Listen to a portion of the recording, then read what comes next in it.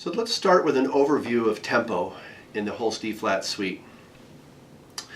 The choice of tempo in each movement is one of the most important musical decisions to make, especially in this work.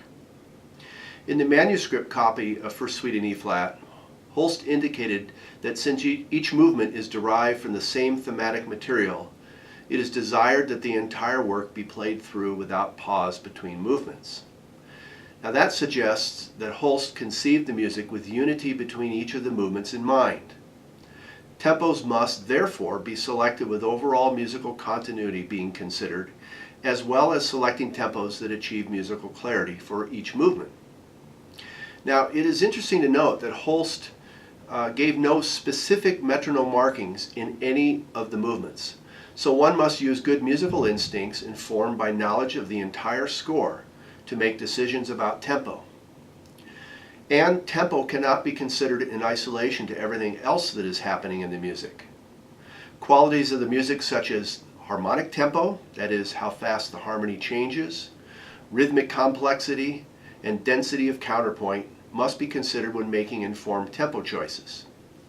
Tempo can be a powerful factor in achieving expressive clarity if one understands how it relates to the whole of the music. Now, ideally, one should make tempo decisions based solely on what best represents the music. But realistically, in an educational setting, one must also consider the technical limitations of students. Decisions about tempo can result in unintended challenges for musicians that they may not be able to overcome. For example, if one selects an opening tempo that is too slow, air management for the tubas and euphoniums in measures 1 through 9 becomes problematic, especially if there is only one player per part. However, if the opening tempo is too fast, it may become difficult for the harmonic suspensions and non-harmonic tones in measures 10 through 17 to be properly heard. Now another difficult tempo decision must be made at the maestoso at letter F, measure 115.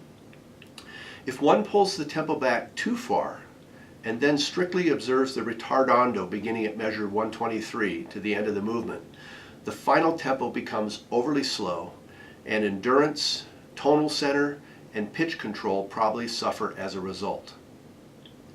In the process of studying the score and in rehearsing the music, some experimentation with tempo is probably useful. Balancing the interpretive needs of the music with the technical capabilities of the players will be an important consideration for all but the very finest ensembles. Finding what works musically and what works for your players may come from a certain amount of trial and error. Be willing to make changes throughout the process of rehearsal as your musicians develop their skills and as you find what feels right.